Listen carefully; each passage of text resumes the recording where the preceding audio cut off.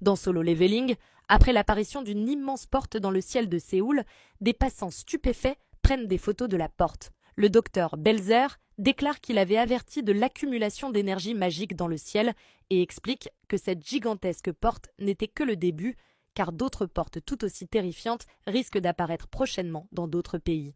Un homme lui demande s'il voulait dire que ces anomalies pourraient survenir ailleurs, ce à quoi il acquiesce. L'homme remarque que le docteur étudiait les portes et la malveillance depuis un moment déjà et lui demande s'il existait un plan de contingence. Belzer le conseille alors de prier et d'espérer que cet événement ne se termine pas en tragédie. Pendant ce temps, alors que Jin s'approche de la porte, il est arrêté à l'entrée. Trouvant cela étrange, il remarque qu'il ne peut pas passer et compare cela à un mur.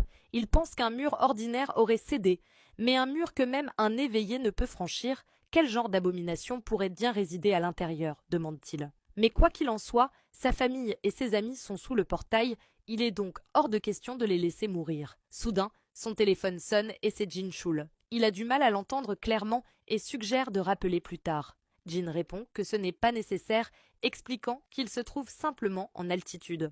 Il plaisante en disant qu'il devrait commencer à l'appeler président désormais. Jin Chul répond qu'il peut l'appeler comme il veut, mais qu'il se sent très mal à l'aise d'avoir reçu une position pour laquelle il n'est pas à la hauteur. Jin Woo lui demande s'il a obtenu les informations qu'il lui avait demandées. Le président confirme, expliquant qu'il avait demandé à l'association des chasseurs de scanner la zone entière avec un satellite. Cependant, il n'y a aucune apparition de portail à signaler dans le monde. Jin demande si cela concerne uniquement les nouvelles portes et Jin Chul confirme. 3 heures s'étaient écoulées depuis l'apparition de cette gigantesque porte et se demande quelles étaient les chances qu'aucun autre portail n'apparaisse.